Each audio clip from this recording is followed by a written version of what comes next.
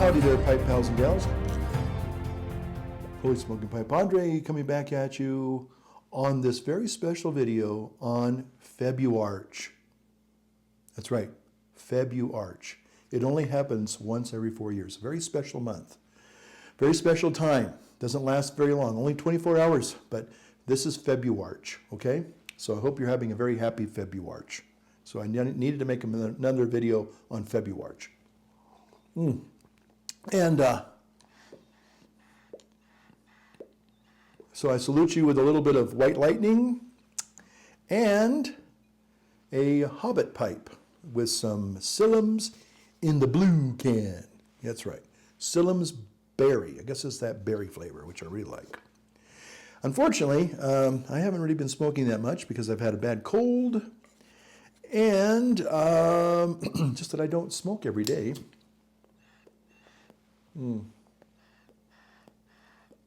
Okay, so welcome to Februarch, this beautiful, wonderful month. Now we're waiting, hopefully for some of the magical white stuff to fall, called snow. We have not had a good snowstorm in the whole month of February. Okay, so hopefully Februarch will change everything. They have predicted that it will start snowing around 9 o'clock. I have actually parked my truck inside this time. Normally I don't, the last few weeks I've just left it outside, which I normally do. But tonight, if it's going to be snowing, I don't want to wake up and have to unbury my, dig out my truck. So I'm hoping we get some snow. It kind of clean things up a little bit, make things a little more pristine, be good for the resorts, although I'm afraid that they're kind of looking like they kind of recognize that maybe that we're not going to get much snow the rest of the year. In the last 2 years, this place was buried in snow. So anyway, let me just double check and make sure this is recording. Okay, I got a new sound system. It is the Rode Wireless Go sound system here. If you see these little blue lights and wonder what that's all about, it's a wireless system. I normally, when I make videos, I used to use a secondary iPhone and just record using the audio recorder on that, and then I'd marry the two, video and audio, up together in Final Cut in post, and that works really well. It's very simple, but it's just another piece of gear that you got to take with you. So this is a little bit smaller. So anyway, I'm going to try it out, see if it works this time. Hopefully it does. I hope you enjoyed the new intro. This is Holy Smokin' Pipe Padre. HSPP Rants. After almost 10 years, I finally realized what this channel is really all about. It's about me ranting. And I've got some rants to share with you tonight. Boy, let me tell you. But first, before I do that, just want a little shout out to the one, the only, the inimitable gentleman scholar. And he still likes to send letters, handwritten letters, and homemade cards. Nice one, Gary. I really like the TARDIS there. If you're a Doctor Who fan, you will recognize the infamous TARDIS. Okay, so rants. HSPP rants. All right. Well, I want to rant about first. Okay, oh my Dunhill's going out. First, I guess I'm also almost out of tobacco. I actually, rant number one, I thought I was making a video and I wasn't. It wasn't even recording. So I spent 45 minutes making this video to no avail. So first, lay housekeeping. I'm in a Hobbit mood. I'll tell you a little bit more about that in a minute. In a Hobbit kind of a mood tonight. And this is one of my beloved Dunhills. It's a church warden. Got it about 6-7 years ago when I was in Elk Grove at Good Shepherd. Now I'm smoking against some Sillam's in the blue can. The berry flavored, I guess that's what it is. If I said that, forgive me. I'm getting a little addlepated in my old age. So rants. So one of my rants is, sometimes technology, when it lets you down, it really lets you down. Not a very happy camper when it comes to being let down. Okay, so today, or this it just kind of hit me a few minutes ago. We're kind of like I felt like I was in one of those disaster movies, and I'll tell you why. Many of those disaster movies, and one of my favorite, I have to say favorite disaster movies, I think it's called Deep Impact. It's about this asteroid or comet or whatever that hits the Earth, and pretty much it does real havoc. But I gotta tell you, I love that movie, and I have to say, every time I see it, it is so emotionally powerful. I cry. I mean, it's that good, at least to me. I think it's a great movie. But, usually when you look at a disaster movie, they kind of follow a format, just like horror movies do and westerns do and sci-fis do, And one of the things about a disaster movie usually is in the beginning, they kind of just show you just common, average, ordinary life, right? Mom and dad are, come on kids, get in the car, you're going to be late. The boss is, saying, you got to finish this report or else, the company's going to really be in big trouble, and you're going to lose your job, or maybe there's a little tiff between two, maybe a husband and wife or maybe an engaged couple or whatever, and, and they're texting back and forth and, and I don't want to talk to you again, and then the girl goes off to high school, the mom goes, get in the car, we're late, and then the people are shopping and they're doing their things, they're maybe going to work, they're getting on the subway, whatever it is, they're just life's happening. And tonight when I was at the store, I kind of felt that we were kind of in one of those disaster movies, before the big thing happens, because as you're watching the disaster movie, you know something bad's about to happen in just a matter of time. And so, but you look at these poor souls and they're just kind of oblivious, right? They're really obtuse, they're just so focused on themselves and their own little petty problems. So tonight I was in the store, our wonderful little Save Mart here in Tahoe City, and we had a lot of people in there tonight. Now, I don't think it's because of the COVID-19 or the coronavirus. I don't think that had very much to do with it. There might have been a few people like me. I was buying a lot of canned food. They probably look at my cart and go, hey, mister, what's with all the canned food? Or, I just like vegetarian chili.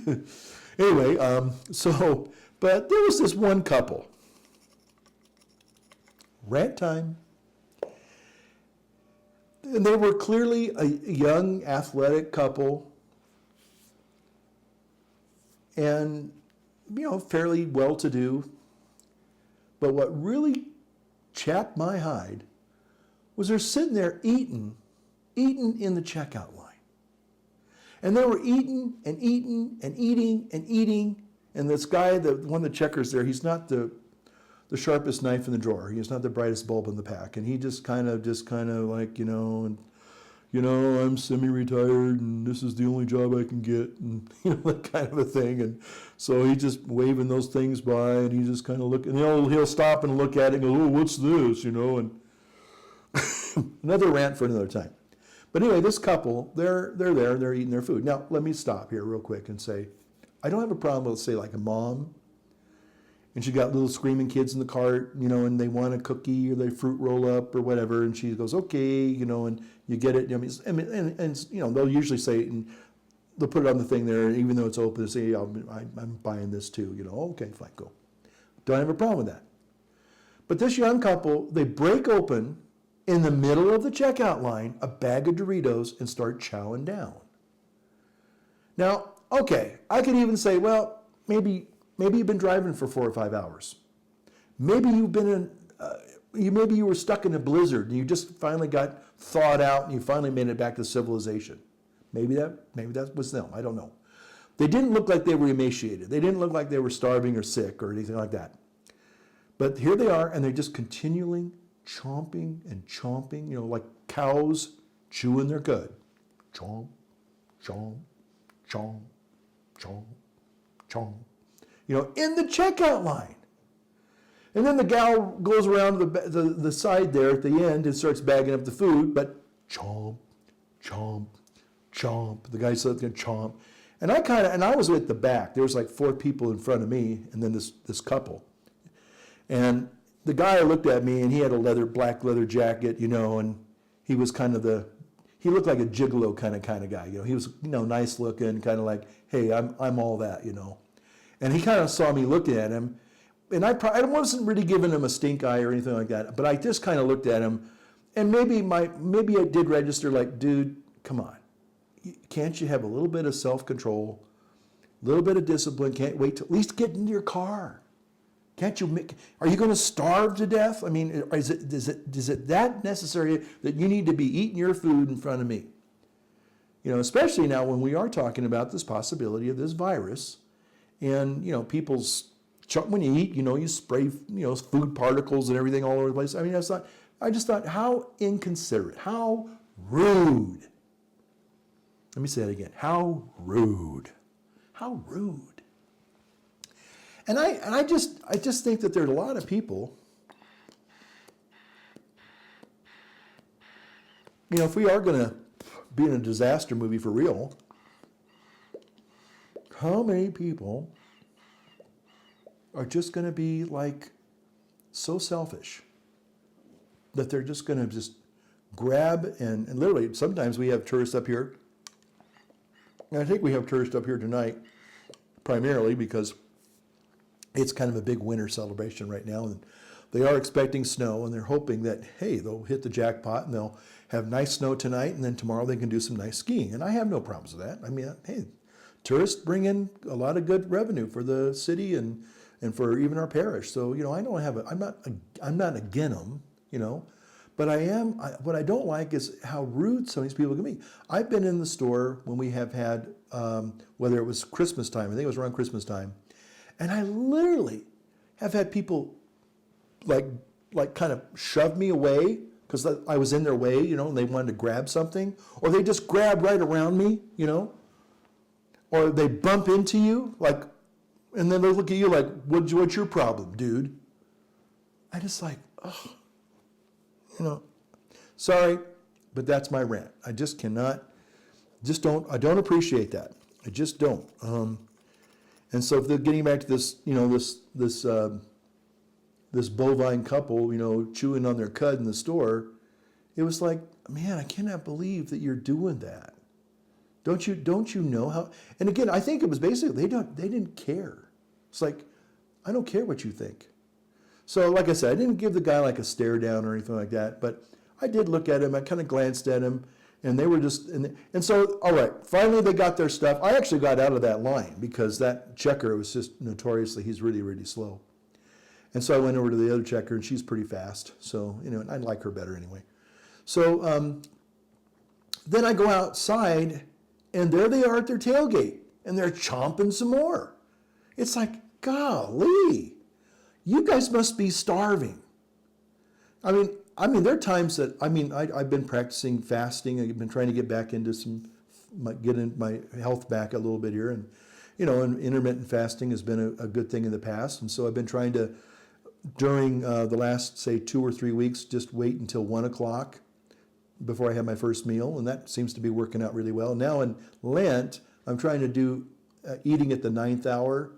For those of you who are in the season of Lent with me, and you're Catholics, you're Christians, you follow Lent, you'll probably know what I'm talking about. And just practicing, extend it for just 2 more hours, and then you can have something to eat, and it's fine.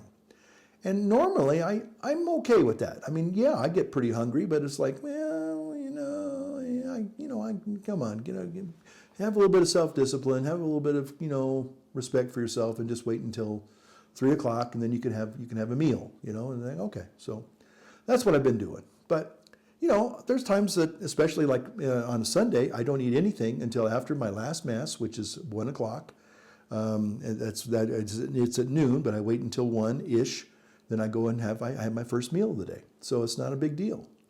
But anyway, it's It's just that I cannot believe that somebody just couldn't wait, at least until you get to your car. You know, then you can break open the Doritos and chow down. But to do that in front of people in line, especially, and even if the COVID virus wasn't, you know, this major, you know, health concern, I'd still think it's pretty darn rude, pretty dang rude, pretty damned rude. I'll say it, damned rude. It was just damn rude. It just really chapped my, you know, the inside of my pipe bowl. I don't know.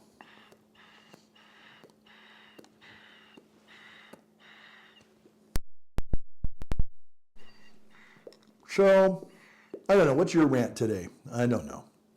So I know it's Lent. It's time to practice some charity and long-suffering and patience and kindness. And so I had an opportunity to practice a little bit of, I guess, patience tonight. Yeah, I don't like to judge people. I really don't. But sometimes, I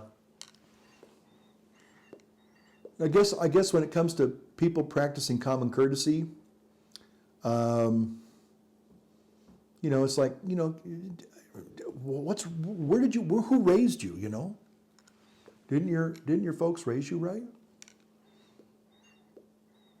This is getting whistly because I think I'm almost at the bottom of this bowl. Well, like I said, I already made like a 40-minute video before this one, so. But one of the reasons why I got this this Dunhill was because it had a pretty good sized bowl, and you could do really Hobbit stuff with it. But yeah, I was in a Hobbit mood tonight. I guess I'll go ahead and close with this. I found a video this morning. This gal, her name is Christy Wolf, and she's quite an interesting character, I'll say that. But not so much a character herself. She's just a gal who is, I guess she's kind of a builder / architect, and she was building up in Oregon a hobbit house. And I stopped and I went, you know, and I hate to have to say, she doesn't look like a builder. That's all I'm going to say. So if you wanted to Google her and look at her Hobbit house thing, it would seem like she's not the kind of person that would be that, I hate to say it, but you just have to go watch the video and then you'll see what I'm talking about. I mean, she's a nice person, don't get me wrong. But then she also had a converted fire station, one of those fire towers, and she put a house on one of those. And I mean, really intriguing stuff. I mean, she's not avant-garde or weird. She's not that. It's just that she doesn't seem to be the typical person that would be doing these kinds of things. That's all I'll say. But it was interesting, and I started thinking about hobbits and Lord of the Rings, and of course, you know, church wardens and Gandalf pipes and flat bottom leaf and all that good Tolkien kind of stuff. So that's kind of where it's at. So I just thought I'd get on here and wish everybody a happy Februarch. And I'll be back probably with another rant real soon. So thanks for watching. Light up your world. Light up your pipe. See you now.